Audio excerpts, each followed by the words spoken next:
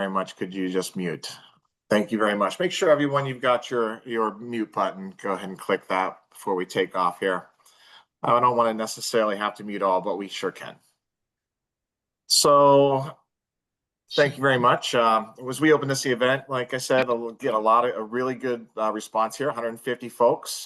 For those who are new to the Alliance to Save Energy, the Alliance to Save Energy is a leading nonprofit, bipartisan coalition of manufacturers, utilities, technology companies, environmental advocates, and governmental leaders who are committed to advancing the role of fuel-neutral energy efficiency in U.S. energy policy. We value its contribution to energy affordability, grid reliability, economic growth, and energy security. I would be remiss if I did not specifically welcome everyone from the Alliance to Save Energy's Buildings Policy Committee.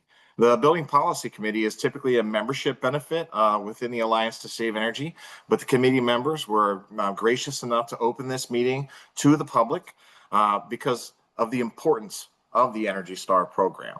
So thank you very much, folks. Appreciate that. We're here because Energy Star is in real jeopardy.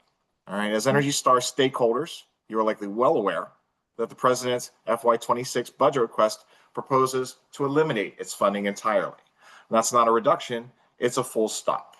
Alexia, could you go forward on the slides? Thank you very much. And go ahead and go one more.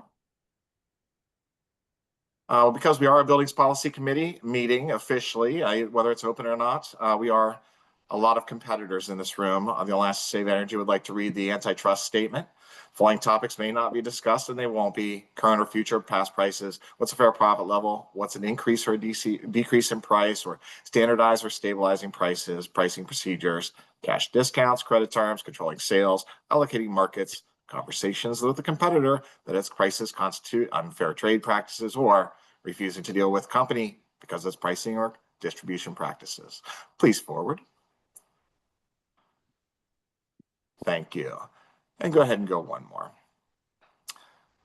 Now, at an earlier, in a May meeting, the EPA leadership had an all-hands meeting, and they presented a slideshow. And as you see on this slide, particularly, that the Climate Protection Partnership Division and a lot of the climate-related programs within that, including Energy Star, would be eliminated. So that sort of stirred up media. It got us all excited. We started to try to get together and see what we could do to save the program.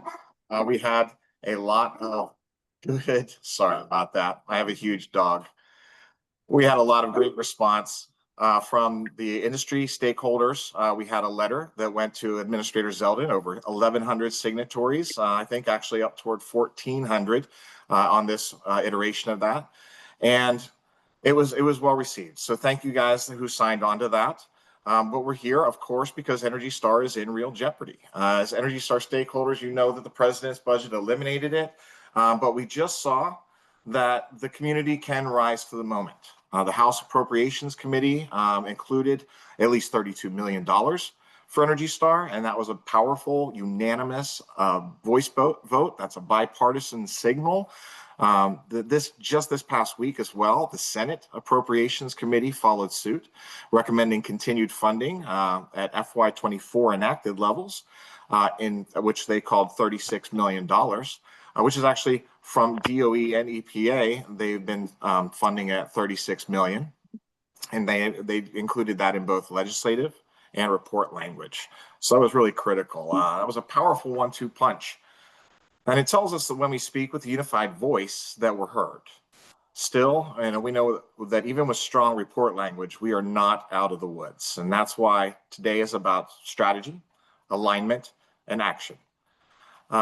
Let's remind ourselves what's at stake here. You know, since its launch in 1992, the Energy Star program has exemplified how government can work efficiently with the private sector to deliver real results. For every dollar that the EPA spends administering the Energy Star program, private sector partners invest about $230. It's a textbook example of smart spending.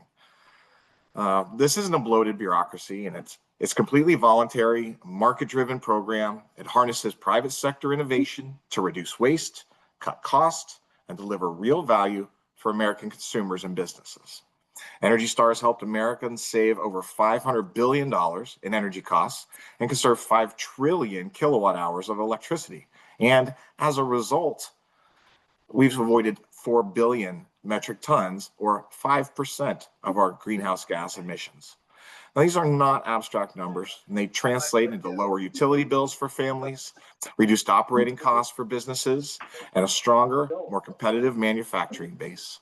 In fact, more than 790,000 Americans are employed in manufacturing or installing energy certified products, representing roughly 35% of the 2.3 million U.S. energy efficiency jobs.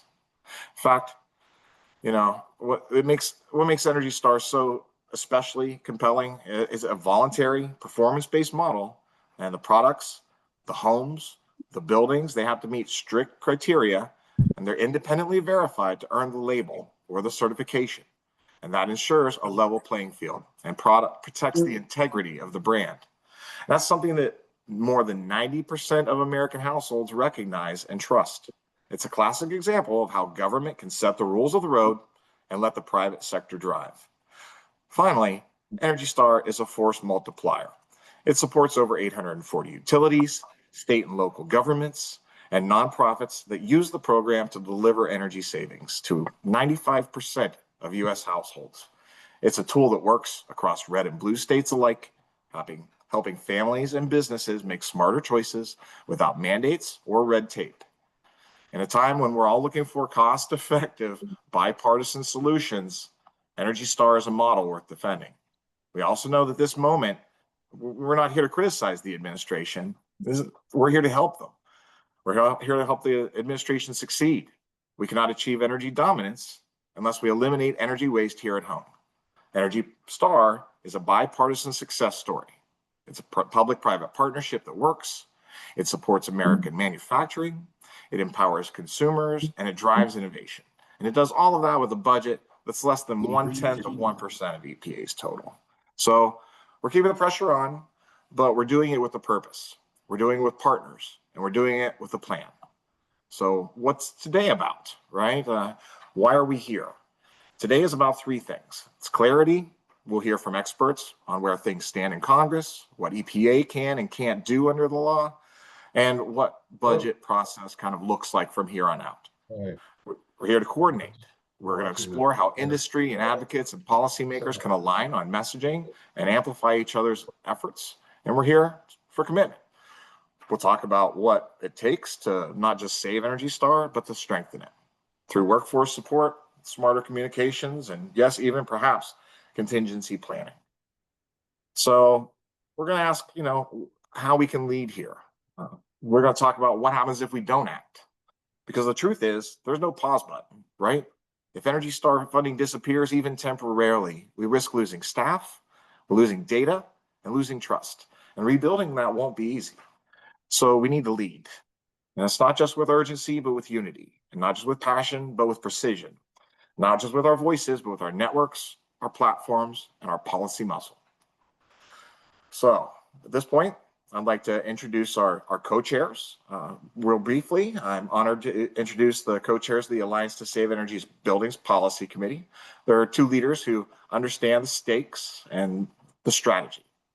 Shana Longo is the Director of Government Affairs at Legrand US, a company at the forefront of smart, sustainable building solutions.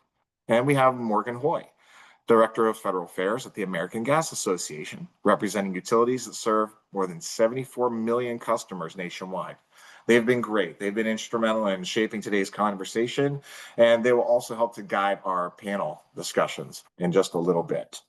I need to take just one moment here and look and ask whether we have Paula Glover available yet. She was wrapped up in some of that airport traffic.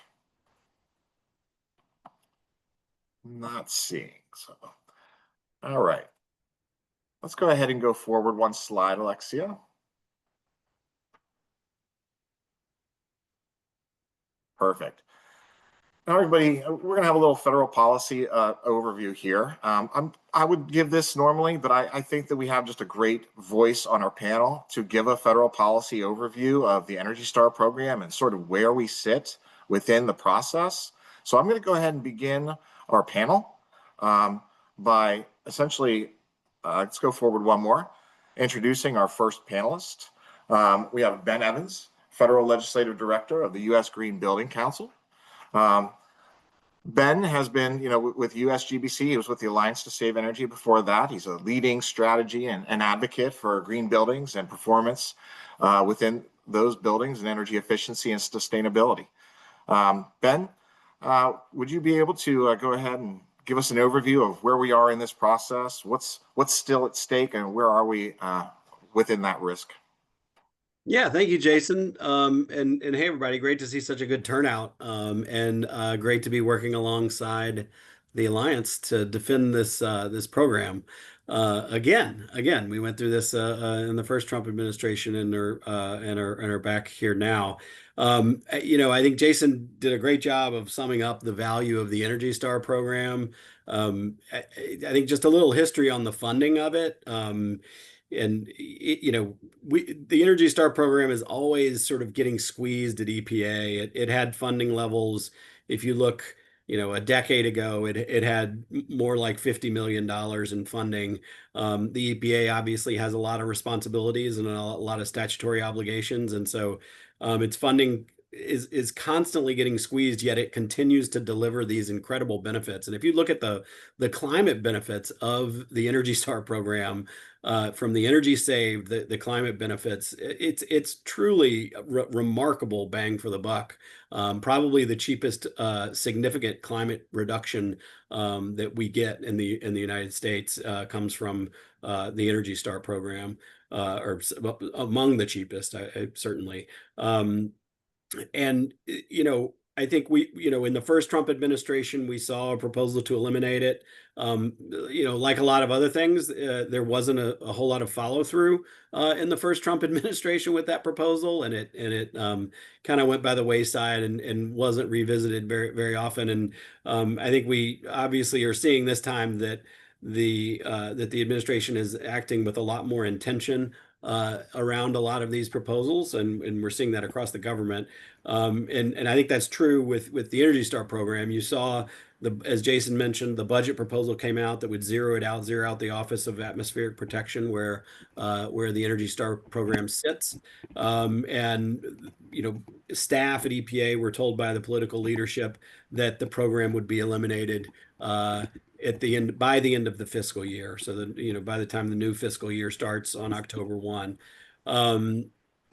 Administrator Zeldin then told a congressional hearing recently that they intended to privatize the program. He said that it was fine, but that it shouldn't be run in the government. And I think since then things seem to have slowed down a little bit, and they are evaluating options.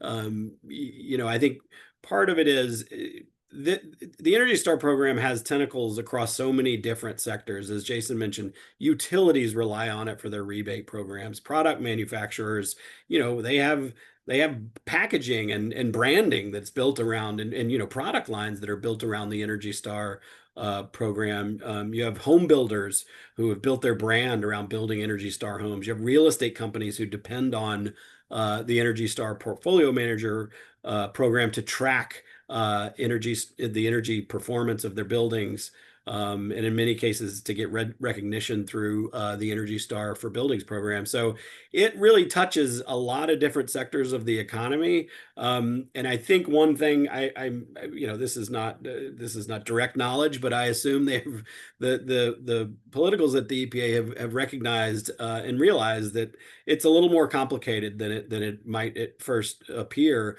to privatize or eliminate a program like this. And that would have pretty significant impacts across a lot of industries. And we know that a lot of companies and a lot of trade associations and a lot of regular people have responded to the proposal with some very aggressive advocacy and really talking to members of Congress and talking to the EPA about why this would be a bad idea. I think that ultimately resulted in what we saw in the appropriations committees last week that Jason referenced. Both the House and Senate appropriations committees included very direct language for full funding for the Energy Star program in their appropriations bills. And those bills passed.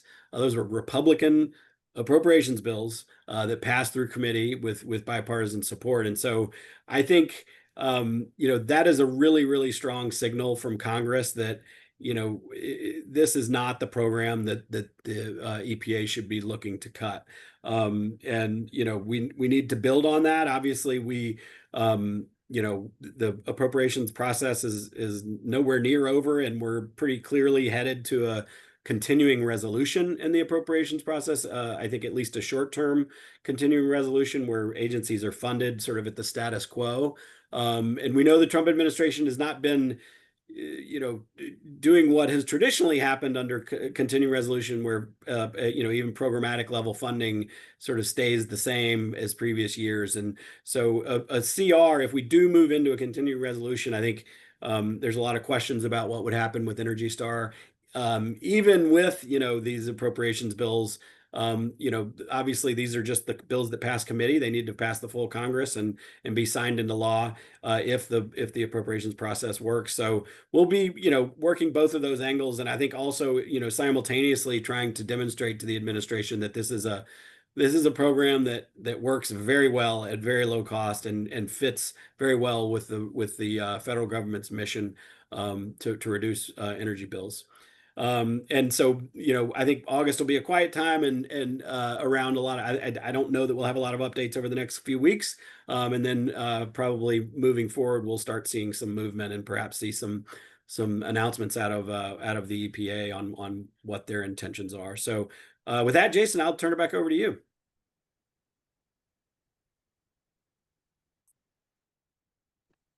Jason, I think you're on mute.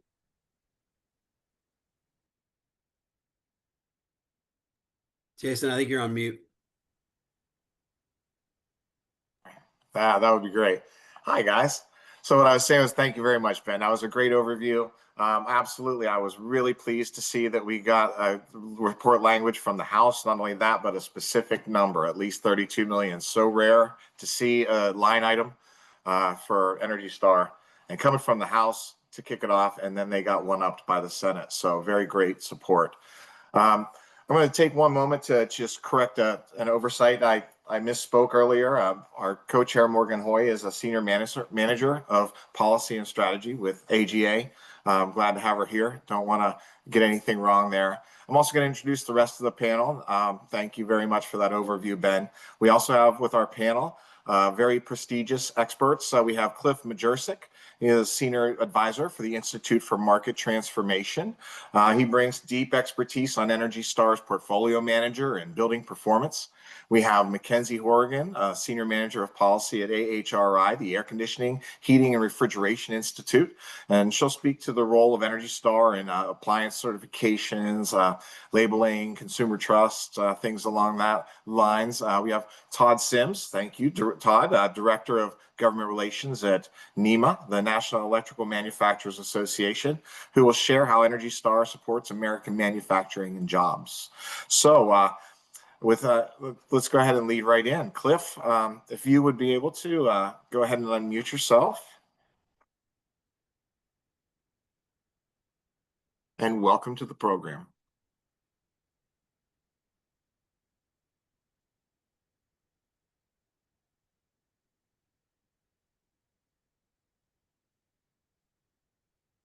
All right.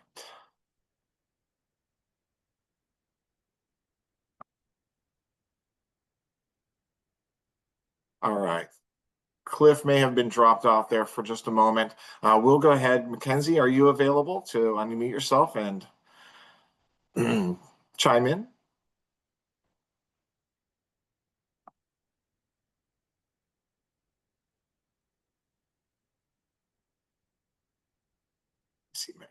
I see Mackenzie's popping up. Mackenzie?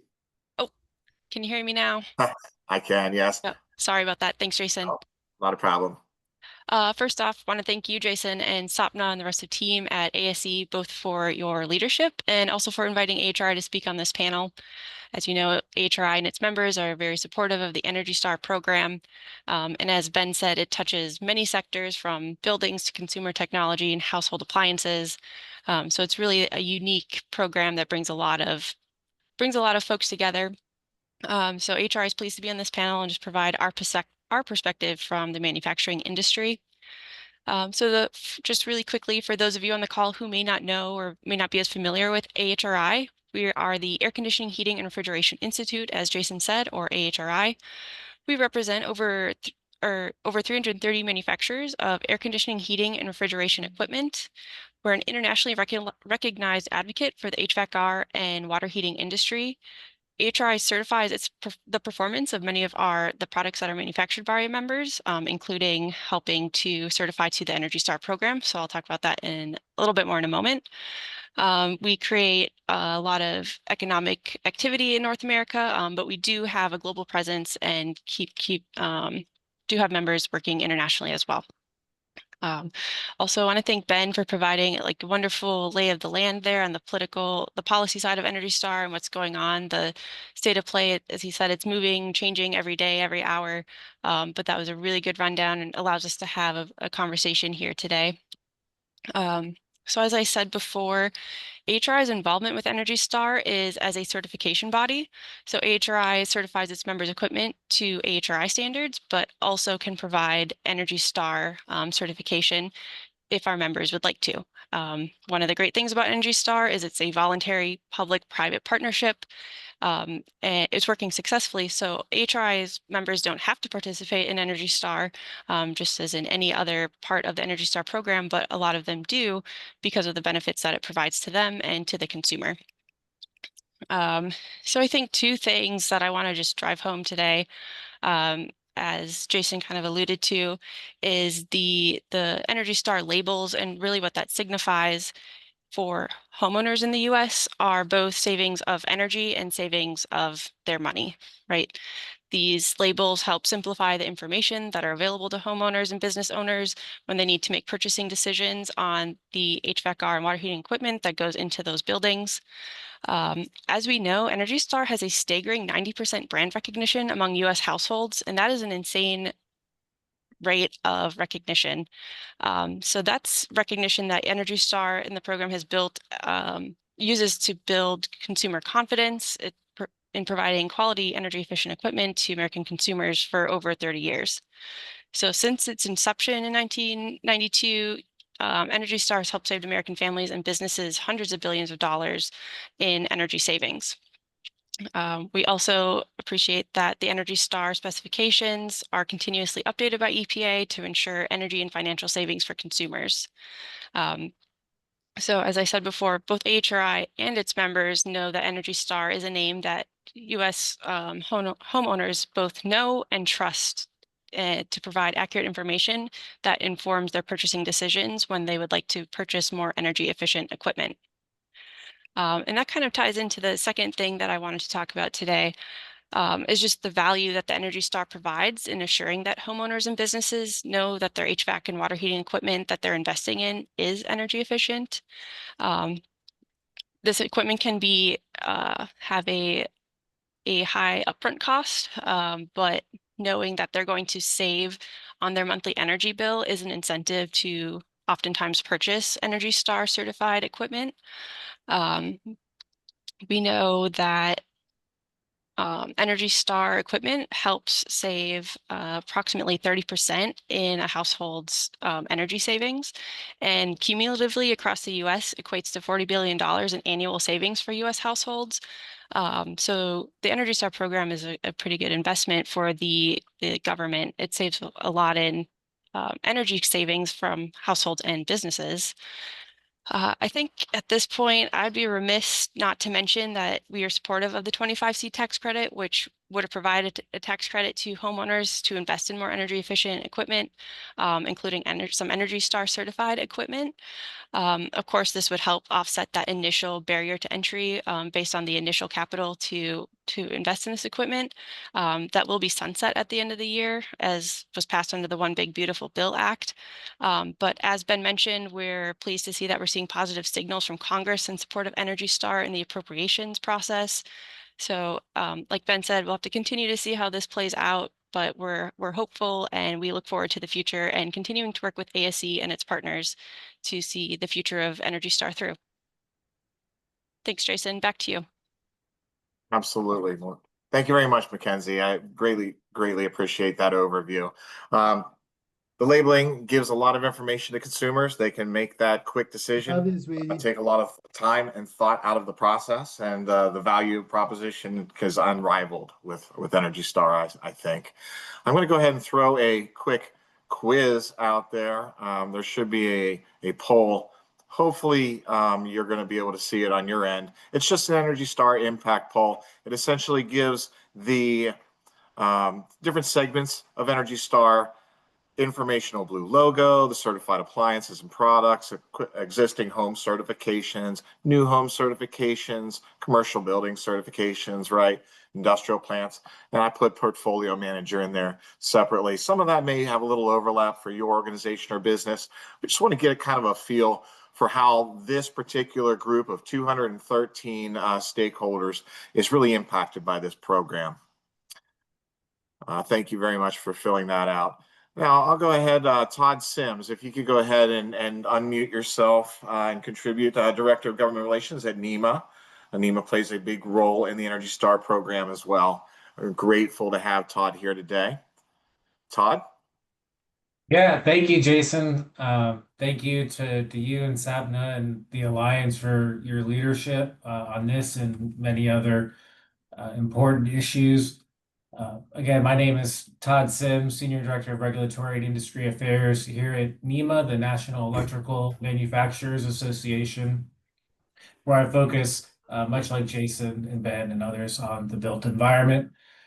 For those who aren't familiar with NEMA, we are a trade association representing over 300 of the leading manufacturers of electrical products and equipment. I'm almost certain that many of our members are on the line today, and thank you to them for their support. But we represent products and equipment anywhere after generation all the way through end use, which I think puts NEMA in a unique situation as it relates to Energy Star. We represent a few product categories that are covered under the Energy Star program, but not nearly as many as others, including AHRI and some of our other coalition partners.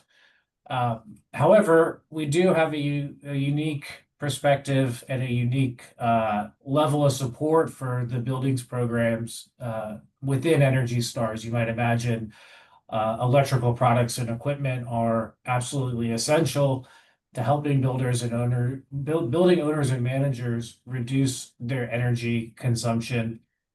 So we're very supportive of the building labeling programs along with portfolio manager. I just wanted to double click quickly on a few of the reasons why our members are supportive of the Energy Star program.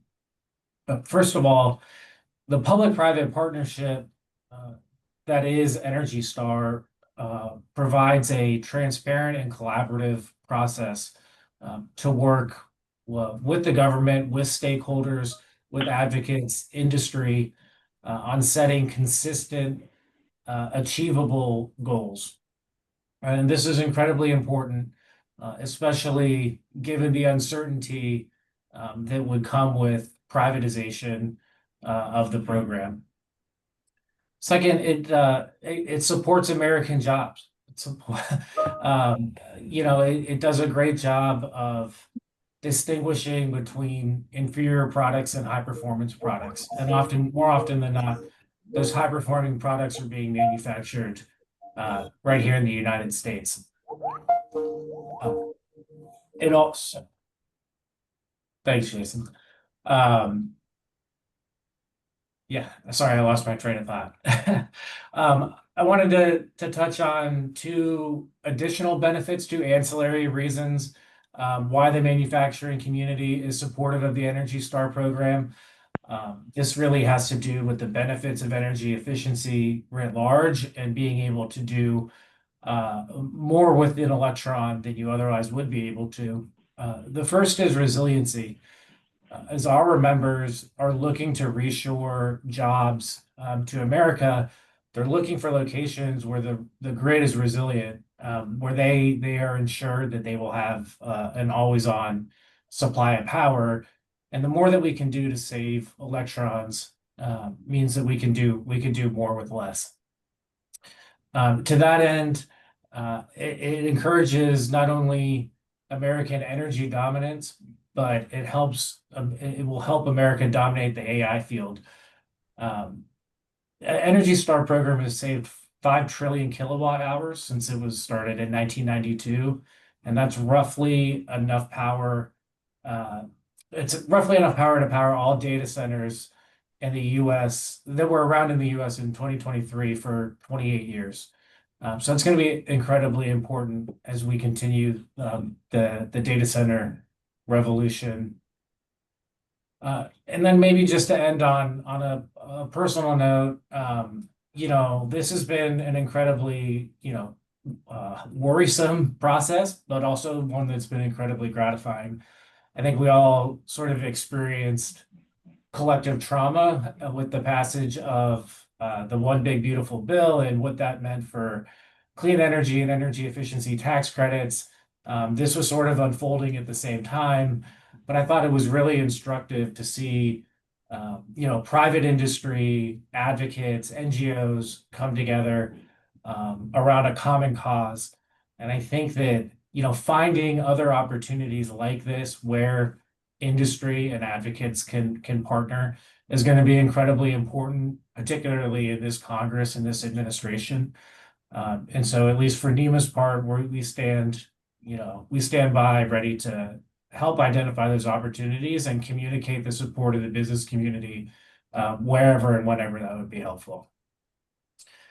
Thanks, Jason. Back to you. Unmute myself. Yep. Thank you very much, Todd. That was actually great. It was like a greatest hits record right there. I mean, you touched on, American jobs, the public-private partnership aspect, the data center, giving room for the data center growth that's coming on board, the consistent, achievable goals. I thought that was a very great highlight there. So thank you very much. I am notified that Paula's in the room, so I would like to go ahead and use this honor to introduce our president of the Alliance to Save Energy, Ms. Paula Glover. Should go ahead and unmute your mic. Seems to be a common theme I keep forgetting to do. Ms. Glover. Thank you so much, Jason. And one, I want to first apologize that I am late on this call. I was traveling and just managing New York City traffic kind of gets to you. And then I wanted to say thank you for being here because, I've seen that there are 200 plus people on the phone today. So we know that this is an important issue for many of us. And I think how I'd like to kind of contextualize this idea for you all, since we are in the summer, and those of you who are parents are probably getting kids ready to go back to school. And in education, there's this idea of learning loss, right? And so children may or may not remember at the beginning of a new school year what they learned at the end of the last school year. And so educators look at lots of different ways to kind of prevent learning loss with students so they can start out well. And why I think this is relevant is that our advocacy is really constant. And I think that part of what we're experiencing with Energy Star and all of our energy efficiency advocacy efforts is a little bit of people not really fully understanding and remembering what all of this means. And I say that because if we think about the idea and the number of resources that we all have collectively spent and time on a $32 million program, that suggests to me that perhaps our advocacy has to be more constant, or our education has to be more constant. And that makes sense when you consider that members move in and out, their staff moves in and out. And so I'm excited that it looks like we're getting traction to get Energy Star back. But I think this experience has been a really healthy reminder for me, and I might suggest for all of us, that we have to continue on this even if we do get it back. Even if things come back exactly the way that we want them, that doesn't mean that we can stop talking about the importance of Energy Star. I think that means that we have to continue to talk about Energy Star, and even update our policymakers and others about all the positive impacts that Energy Star has on our industry, on our customers, on our economy, so that we don't have to do this again with the new administration, because it is exhausting. And so I just want to say to our members who are here, thank you for joining us and for always being here. And to our future members, i.e. those who are not members now, but I know that we will find a way to get you to join this alliance. I want to thank you for your time, but I want to encourage us all to remember that this is a continuous conversation. And to your previous speaker, Todd's comments about trauma, it is traumatic. It feels traumatic. It feels traumatic when you feel like you're constantly fighting for something that you've always had. But I think the way for us to get less trauma over time is that we're going to have to do this constantly and all the time and have more reminders. And that's the Alliance's work. But we cannot do that without all of you. And so I thank you all for this conversation and for joining us, and for the speakers, and for my team, who has really done an exceptional job of implementing a rallying cry to get us all together. But I want to remind us that we are likely not done, and we shouldn't be done ever.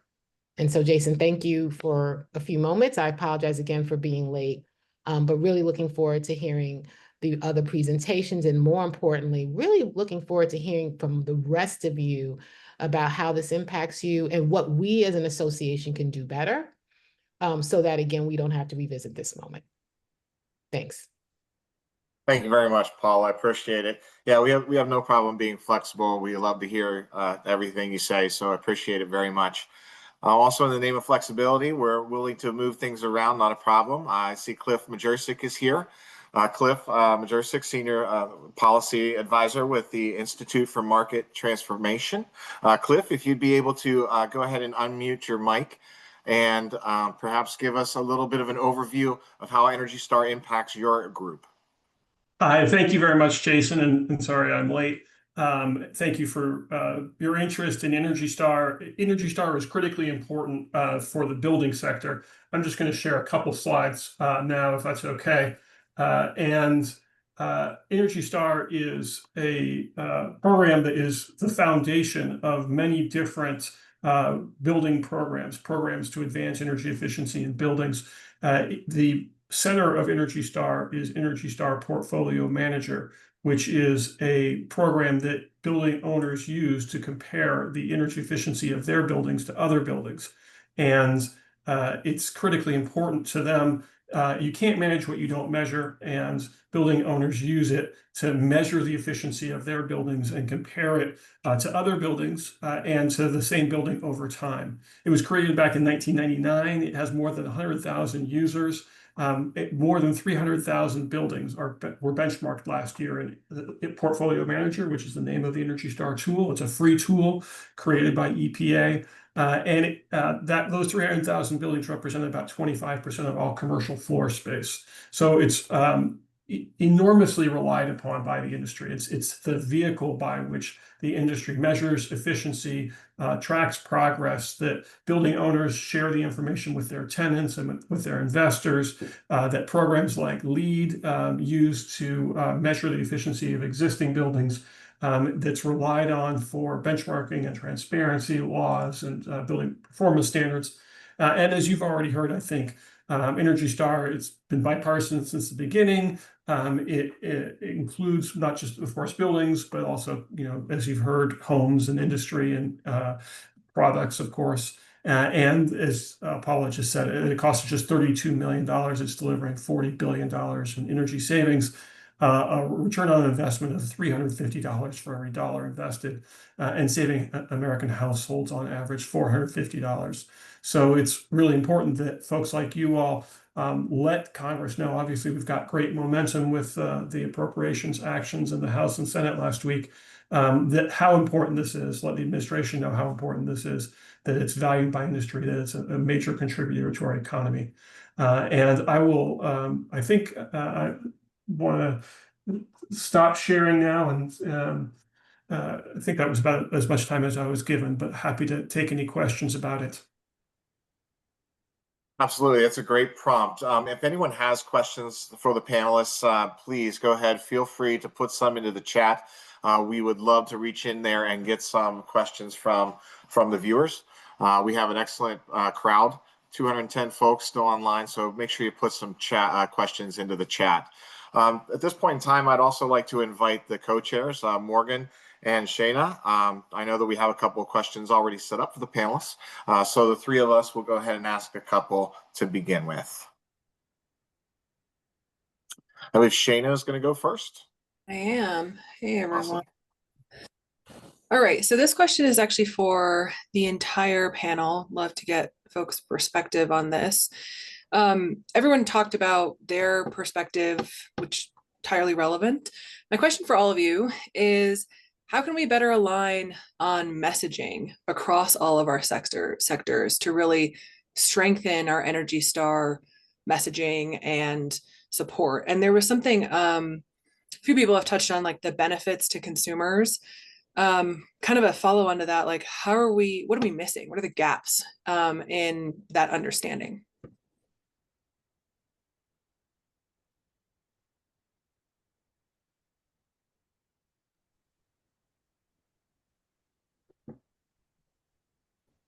Well, at almost 90% recognition, the Energy Star logo, the Energy Star brand is almost unparalleled in terms of how widely known it is, how widely trusted it is by consumers. I think just getting that information out there is incredibly powerful, so that this is something that consumers around the country, that building owners, that home builders, everybody else is relying on, and that, people should be able to make informed decisions. These are pocketbook issues, affordability, and it contributes to saving energy, which helps us to be able to accommodate things like additional manufacturing, artificial intelligence, crypto, variety of priorities for the administration. So this is Energy Star is a very tiny investment with enormous returns in many of the goals for the whole country, including the administration. I agree Yeah, with Cliff, and oh, go ahead. Sorry, just quickly, I would offer, I think that speaks to the benefit of starting with a really big tent. I can recall when we first started hearing whispers about problems with Energy Star, there were some fairly expansive coalition meetings, and having, multiple perspectives already around the table allowed us to identify whose messages might be most resonant with different audiences. And so, we could talk about consumer sentiment, where we thought that would be the most powerful message with particular, members on the Hill or officials in the administration. Likewise, we could use industry manufacturer voices to talk jobs to a particular side of the aisle, or, where we might have a big manufacturing footprint. So I think just starting with the most expansive set of stakeholders that might be impacted allows you to identify those opportunities. Agree with what was already said, but I think also a key part of this is the education on the fact that Energy Star is not only appliances. I think a lot of homeowners are really familiar with it as having their air conditioner Energy Star certified, or having their kitchen appliances Energy Star certified, but knowing that buildings can be Energy Star certified, and continuing to work together in those areas where we overlap, and continuing to provide advocacy on the Hill and with the administrations is a really key aspect of forwarding the Energy Star program. I might jump in and just cite two specific things. And the first one, maybe this is like crowdsourcing information, but I've been trying to figure out. So the federal government requires Energy Star in a lot of its procurement for obvious financial reasons. You're going to be buying a piece of equipment that uses a lot of energy. You want it to save money, so you put that in your procurement specs. And so where it is available, Energy Star equipment is in most cases required. And I suspect that the federal government saves more than $32 million, which is what it costs to run the program at EPA, a year in energy costs. So it saves them more in energy bills than it costs to run the program. That would be a really great statistic to find. I don't know if anybody has any leads on that, but I've talked with folks inside the federal government about trying to pin that down a little more. But I think that's an interesting point that it saves more money than it costs. Almost certainly saves more money than it costs. And then another one, I think with particularly with supporters who want to act on climate, I think the value of Energy Star in terms of emissions. I mean, obviously, we're not out there advocating for climate solutions right now with Congress because it's a tough slog. But I think demonstrating to those who do want to do something about climate how important Energy Star is. So Energy Star saves 400 million metric tons of emissions, greenhouse gas emissions per year. The entire U.S. Emissions is about 6 billion metric tons. It's 5% of U.S. greenhouse gas emissions every year. We reduce through Energy Star. We reduce the equivalent of 5% of our entire U.S. and for $32 million. Like that, there's just nothing that delivers that bang for the buck. So I don't know. To me, those are two incredible selling points for Energy Star.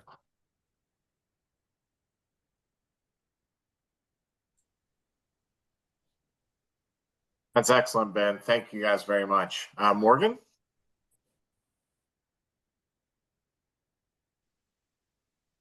Awesome. Thank you guys. Sorry, I am used to Teams, and so I'm getting my Zoom back into my awareness. So it looks like we actually have some questions in the chat. So I'm going to pull one from Sarah, which is, do you anticipate that there will be a different set of incentives introduced to replace the 45L for builders? What about new incentives for consumers? So I would argue maybe starting with Mackenzie and going from there. Sure, great question. I don't know. I think we're all hopeful there will be something, but it's unclear and very uncertain. This is a very uncertain time for a lot of energy policies, and I think this is a great example, a specific example of it's unclear, especially following the One Big Beautiful Bill Act and the fact that it cut certain incentives in this space. I think it's unclear and uncertain what the future is going to look like. Yeah, and I'm happy to jump in on the 45L tax credit, which is for folks that don't know, is a tax credit that's for new home construction. So new homes, it was pegged to Energy Star. New homes that are built to Energy Star would get a $2,500 tax credit. That's single family or multifamily. And then you could get a $5,000 tax credit if you did a zero energy ready home, which is another DOE program that's tougher than Energy Star. That under the budget reconciliation law that was eliminated. It's phased out over the next year. But it was working very well. We saw the number of homes built to Energy Star in the United States jump from 140,000 in 2022 to more than 320,000 in 2024. So more than doubled the number of Energy Star rated homes in the United States in 2 years because of that tax credit. And also, by the way, 320,000 homes is about a quarter of all new housing construction in the United States. So we had about the equivalent of a quarter of all new housing construction in the United States being built to Energy Star. That is incredible impact and success with that tax credit. And I hope we can get it back. I think it's going to require getting home builders a little more engaged in fighting for it. I know the home builders have a lot of issues on their hands right now with, trade, tariffs, and all sorts of things going on. And I think this one got kind of lost in the shovel, but I'm hopeful we can get it back at some point.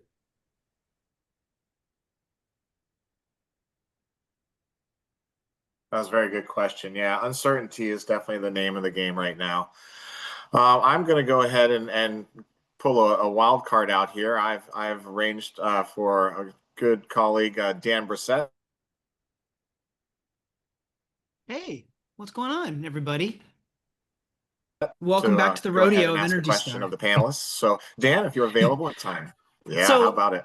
Here we are. The Exactly. three amigos riding again there. Well, thank you for the opportunity to dial in. I've learned a lot, of course, and great to see this many people come out in support of Energy Star. And we have talked about, and we all know that Energy Star has its familiar blue logo. It's almost universally recognized. It's widely leveraged by retailers and utilities to help consumers make good purchases. We know, thanks to Cliff, how useful Portfolio Manager is across the entire building sector. But for a lot of organizations that are just getting started on their journey to energy efficiency, Energy Star is where they go first to learn the basics. Energy Star's sector-specific resources have helped countless organizations of all types overcome the first, which is also the most common, which is also the most formidable barrier to energy efficiency, and that is a lack of information. And in our work at EESI, for example, documenting success stories of energy efficiency, including those of organizations that later went on to install solar panels or electric vehicle charging infrastructure, it becomes very clear very quickly how important Energy Star is to them and how it helped those organizations take their first steps toward energy efficiency. So my question to you, Jason, and to the great panel is, what can we take from the experience of nonprofits and churches and medical clinics and schools and small businesses that first turn to Energy Star sector-specific resources to get started in energy efficiency? And are there opportunities to get those stories in front of policymakers so they better understand that energy efficiency is a real-world concrete strategy that organizations in their communities use to become more financially sustainable, and not just something that a bunch of dorks like us like to talk about on a Wednesday afternoon? So thanks again for the opportunity to dial in.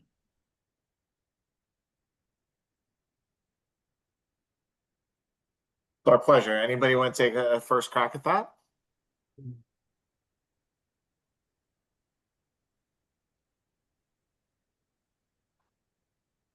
Well, I can definitely open this one up really quickly while the panelists are thinking about this. You know, we have always been trying to find ways, identify ways to tell the story of energy efficiency, right? We see case studies now and then of how it's impacted, just like you said. It impacts a new business owner. It impacts them because energy costs are one of the highest ongoing costs of a small business, right? 93% of the businesses in the United States are small businesses, and one of their major costs, one of the major ongoing operating expenses is energy, and energy efficiency matters to them. So this is where an important part of the puzzle fits together, is the Energy Star program having that informational aspect to it. A small business owner, they have very limited access to capital. They have very limited access to the time to take to research into multiple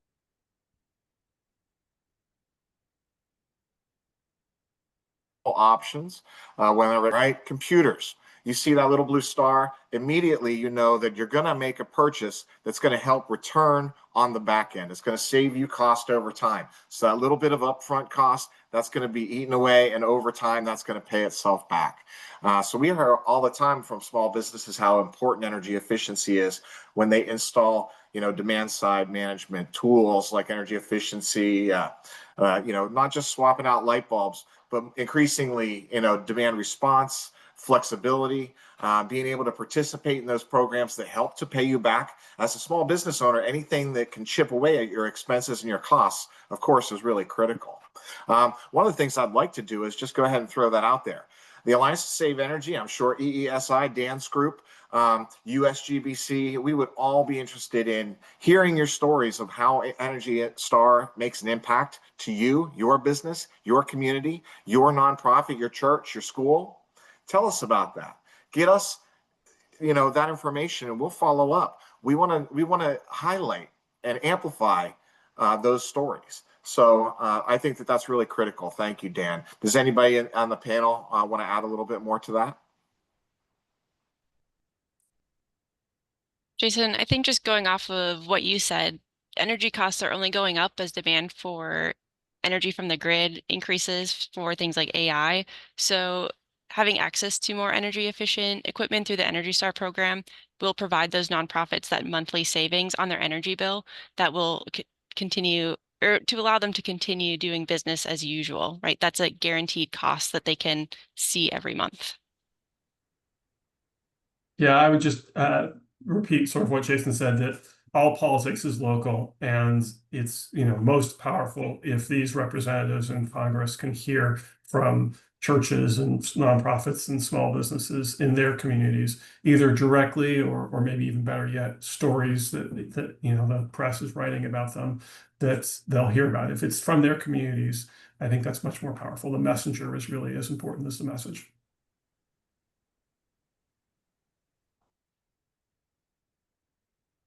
Absolutely. That's excellent. Thank you very much. Shayna, do you happen to have another question? Well, I kind of want to build off that one actually, and I saw Emily's in the chat about environmental groups or blue jurisdictions that what can they do to really amplify this message. So I want to just ask broadly, you know, what are some other, I mean, obviously organizing around the Alliance and using this as a path forward, and also having those local level conversations. But what's in between all of that? You know, we have vocal platforms, we have manufacturers and big building stakeholders that have ways to bring that forward. You have the local level, smaller organizations going to their local organizations. Is there some ideation, even that, you know, you might not have this answer in your pocket, but is there a gut feel you have in how we can bridge those gaps or create more of a mass that's coming to promote and advocate together?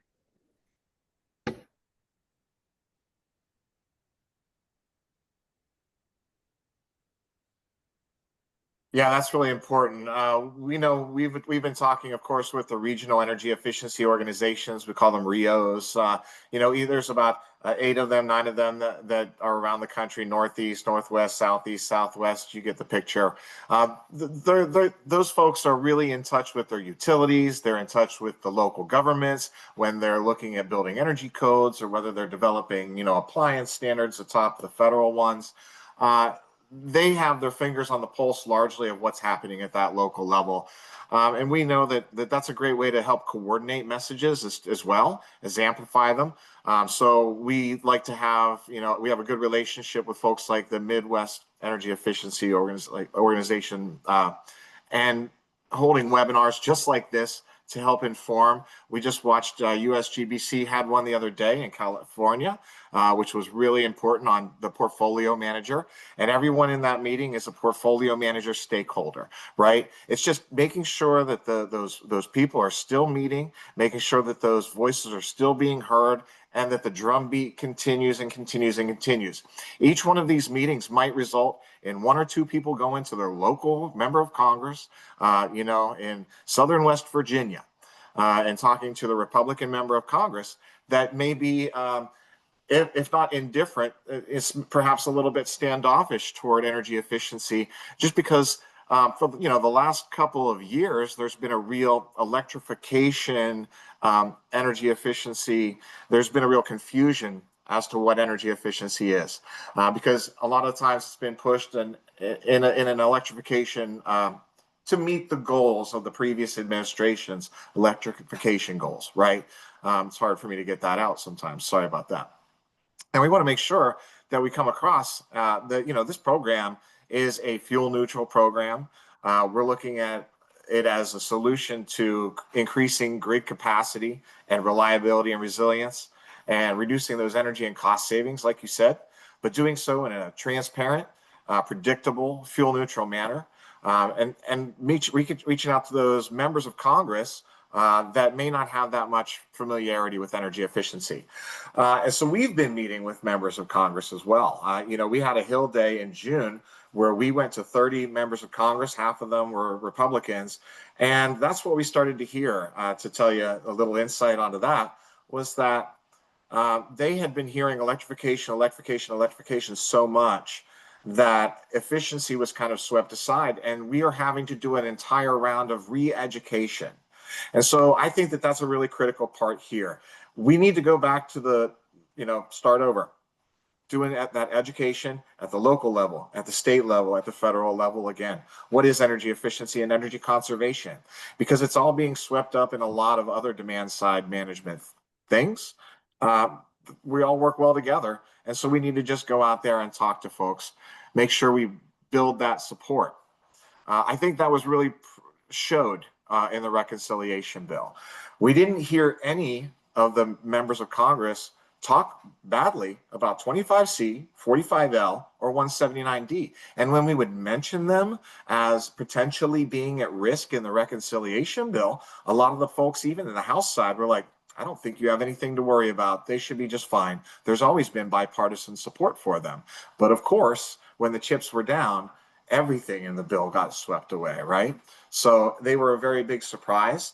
And I think that, if we would have been able to just keep that drumbeat up for the last several years, instead of having a lot of emphasis on electrification, we might have been able to have a little bit more support for those particular tax credits. But I think that as obviously demand rises, as the data centers come on and costs increase because of the increased demand, that we'll see a renewed emphasis on conservation and efficiency, because they increase affordability. They put pressure on the demand side of that supply demand curve. So I hate to say it, but high energy costs make energy efficiency a really popular alternative to paying high energy bills, whether that's weatherization assistance, or things like this, where we have dedicated efforts across sectors like Energy Star program. Does anybody else have a little something they'd like to weigh in with? I mean, I do. Well, go ahead, Todd. No, go ahead, Ben. I mean, I was just going to say it is tough in blue states. I mean, when I do think the folks we need to persuade are in large part, Republicans. We need to build more support. I think we know that in the Republican Party for Energy Star and for a lot of these other incentives and things. And I think that is tougher when you live in a blue district, because you're not calling your own member of Congress, or you're not highlighting projects in your own district. But I mean, I do think, there's all sorts of ways of talking to family, talking to friends, on social media, all the things of, where you can kind of, I think, try to depoliticize things like this. And if we could take the politics out, I feel like some of these things that, it's like if you came in from Mars, you'd be like, wait, how did that become a red blue issue? I don't get it. Like it seems, pretty apolitical, but they become political, and then it just becomes into this, like the green bucket or whatever we're fighting over. And, I think looking for ways to depoliticize these kind of things is helpful in any context. Yeah, I would co-sign what Ben said. He took the words right out of my mouth. Call a friend in a different district, call a friend in a different state. Recruit friends and family into this effort. To offer one corollary though to what something Ben said, don't just do nothing in a blue state or a blue district, right? We don't want these muscles to atrophy. If for no other reason than, hopefully we'll have more favorable landscapes in years to come. And not for nothing, but at minimum, we need to hold the line with supporters of Energy Star, right? If they're not there, or excuse me, of energy efficiency broadly, Energy Star specifically, if they're not, there to hold the line, then this is all sort of for naught. And so, even an expression of gratitude or thanks for supporting shared priorities or shared goals, I think can go a long way, and can position yourself as a go-to resource when times may be a little bit better. I appreciate both Todd and Ben, your suggestions here. And I think you've hit on a few things that people in the chat are questioning, what role can we play? How do I support? And if knowing, I'm in a red state, blue state, whatever, what my actions could be and where my time is best spent. Jason, I think this is something we can think about in the Building Policy Committee, is identifying who are those key stakeholders that we need to be in front of, that are on whatever side, and then pairing key messages to those individuals. So like you were saying, Todd, if they are an energy efficiency proponent already, but they're not talking Energy Star, how do we bring that to their attention? And then in some areas, there was a question specifically about Republican members of Congress. Where are our key points of influence that we should be talking to specific leaders, policy leaders, whatever, and maybe prioritizing some over others? And I don't live in this world every day, so that could be something for a lot of folks, is like, I don't live here all the time. How do I spend my time most efficiently? And that's something that we can take in-house and then provide back to the organization.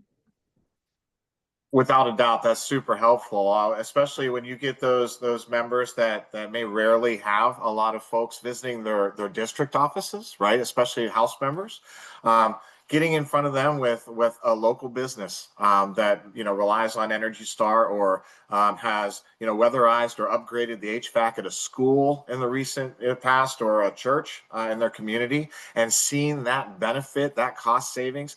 At schools, a lot of the schools have a hard time paying for school books, right? There's a lot of community involvement helping to pay for school supplies, school books, and further on, and so on.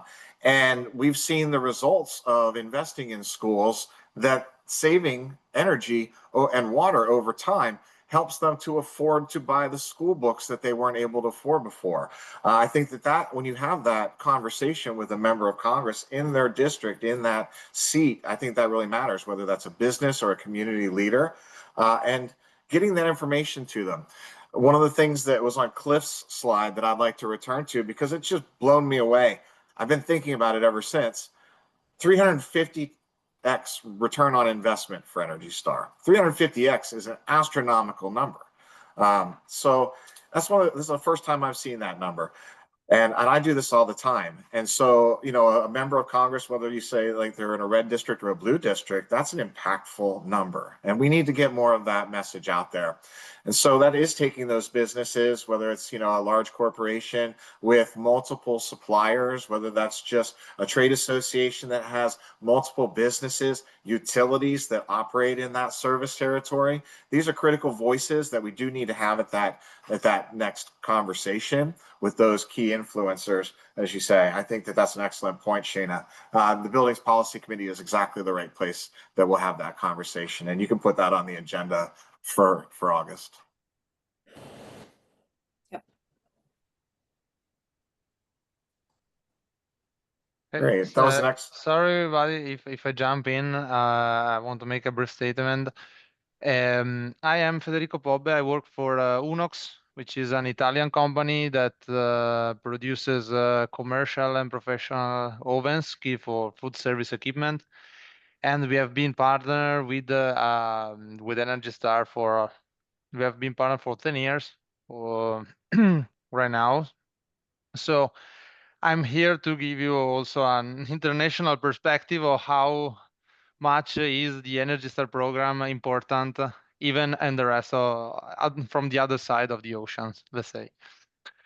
So as everybody here already said, Energy Star is important for its prestige. Of course, everybody around the world knows the logo, knows the brand, and it's very important because it has the same meaning of energy efficiency. Energy Star, everyone knows the logo, and everyone knows that there is the US government behind the certification, so it's not something that came out of blue. So that's what is important for. It's important because it's neutral. So it's important for us manufacturer, because this way customers can make a better choice when it's about when they have to purchase some equipment. So, and it's a third party certificated, so there are clear data on which product is performing better under energy efficiency test. But one of the things that I believe is the most important of Energy Star is that an energy efficient product is also a better product, because in order to improve the energy efficiency, it's necessary to have a deep understanding of how the product works. And it helped, from our point of view, it helped us a lot in the past years to keep improving our product that we of course sell. We are present all around the world, so that will be extremely important for us to keep Energy Star, the Energy Star program, alive. Thank you for your time. Well, thank you very much, Federico. That was a lot of great points there too. The Energy Star label it does mean trustworthiness, right? That's one of the things that has concerned the industry and our stakeholders since the news has started to come out about the either elimination or privatization of the Energy Star program. It's just first and foremost, it's just undermining the integrity of the program and the trustworthiness. The first thing that almost everybody says when you talk to them about Energy Star is they recognize the program and they trust the little blue label. Like you said, it has an added consumer benefit of that engineering, the extra engineering that goes into it, that the product is either going to last longer, perform better, save you money over time. Those are really critical things when it comes to performance of those appliances, equipment, all of that. So, and the fact that you're talking about a European perspective shows how it improves the economic competitiveness, the competitiveness of the manufacturers and the industry that backs the Energy Star program. So, thank you very much for that take, Federico. Thank you for what you're doing for the program. Glad to do it. Co-chairs, do we have another question? We probably have time for probably one more question, and then we'll probably wrap up. So if there was something, I've lost my chat here, and I don't want to turn off anything, so I'm going to go ahead and leave that to someone. I have one, Morgan, if you don't. Please go for it. I was scanning the chat. Great. So I think you kind of just mentioned it, Jason. We have to talk about the future, worst case scenario, unfortunately. So if all of our efforts don't succeed, what's the future hold? And I'm keeping it very broad because I'd love all the different panelists to share their thoughts. In even just some scenarios they may have considered. Absolutely. I'll start first just really briefly by saying, the Alliance to Save Energy comes into this with the same feeling about Energy Star as we've always had. It has a good home. It has a good home at the Environmental Protection Agency. We like the cooperative agreement that the EPA has with the Department of Energy. They have a 2009 memorandum of understanding where they share the duties. And we appreciate that. They share a little bit of the funding. EPA has put forth about $32 million in the last appropriation cycle, and that was met with about 3.7 million in FY24 at least from the Department of Energy. And because we've been under continuing resolution since, that should be the same, although we've seen them moving money around from program to program. So first and foremost, the folks that I've talked to at Energy Star, they're a very passion-driven group. They're good at their jobs. They're great relationship builders with the stakeholders and the partners of the program. That includes all of the manufacturers, the retailers, the real estate wings, right? Every single one of the partners appreciates being part of that program, or they wouldn't have like 16,000 partners out there. We don't want to rebuild the wheel. We think it's already a really good program.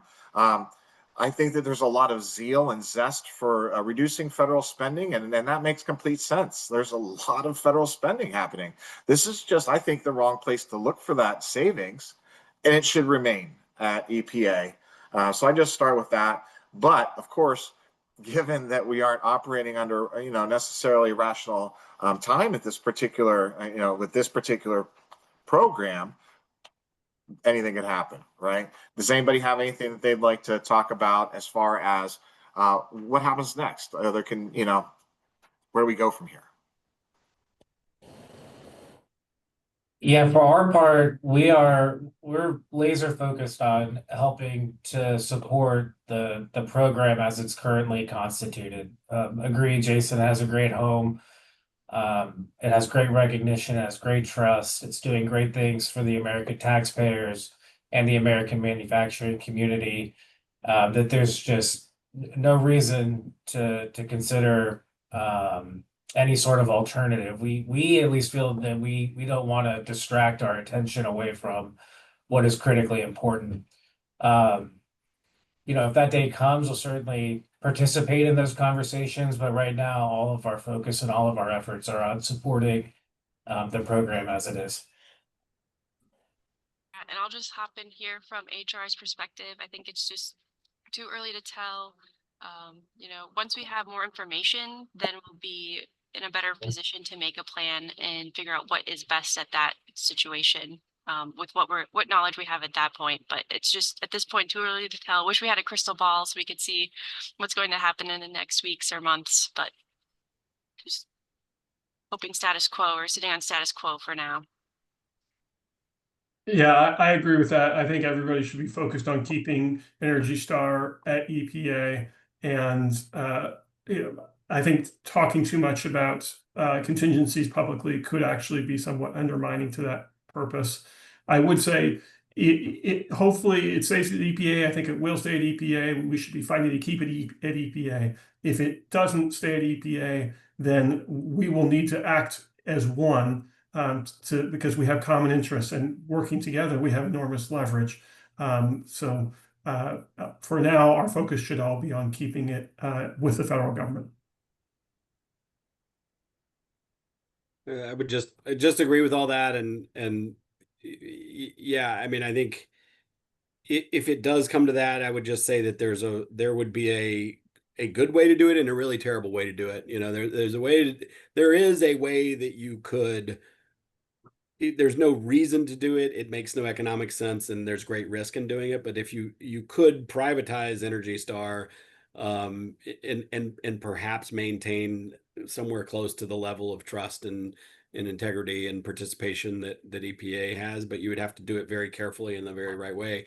There's also a way you could privatize it, and it would just basically lose faith in the market, lose its market reputation overnight, or very quickly, and that would be even more catastrophic. So I agree. I think where we all should be focusing our attention is to keep it at EPA, and there has been talk about moving it to the Department of Energy as well, and I think perhaps that could be a second best option, but there's a lot of risk with that as well. I mean, even the appropriations are with EPA, and they would not carry over to the Department of Energy, and we would be really putting faith in that some politicals at the Department of Energy would create space for it and build it back up at the Department of Energy.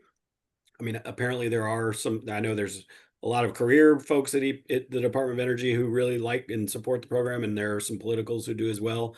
But I don't know that is also, to me, that is also a very risky proposition in terms of maintaining funding. Yeah, maintaining funding is the number one problem right there right now. Of course, we just saw the budget request for FY26 come out, and EERE funding just drops right off of a cliff. So where's the funding? Where's the support for that? So I think EPA is obviously the best home for it, and that's what, like you said, we should continue to focus on. So I think that's a great question to wrap it up on there, Shayna. I really appreciate that. And I just want to say, thank you first off, to Paula, Shayna, Morgan. Thank you guys very much. To Ben, Cliff, Mackenzie, Todd.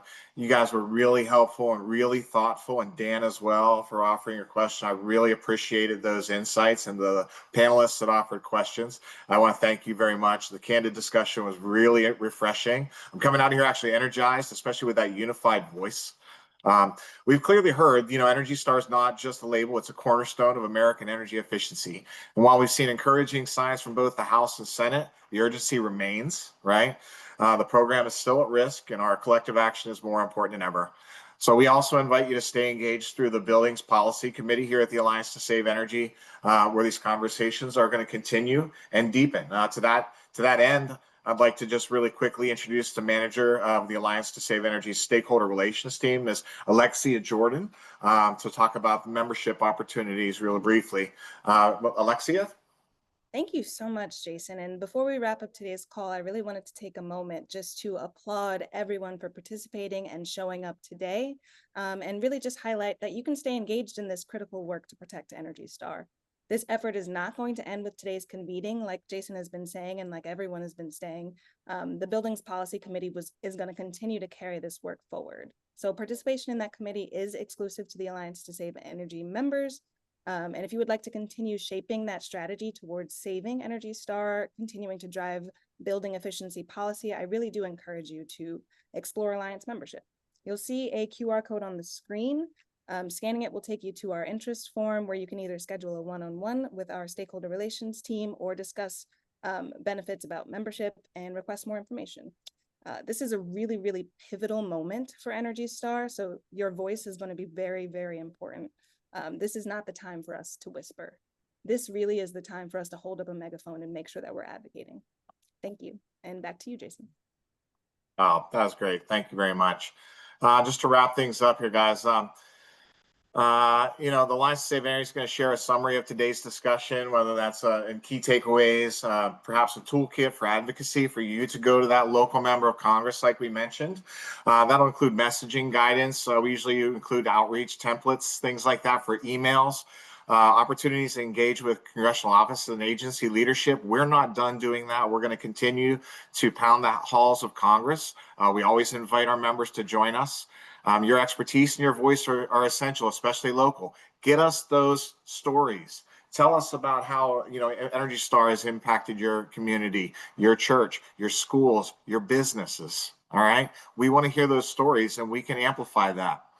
Let's keep the momentum going. Let's stay coordinated and let's make sure Energy Star remains a trusted, effective, and bipartisan story for years to come. Thank you. And we look forward to working with you. Thank you, guys.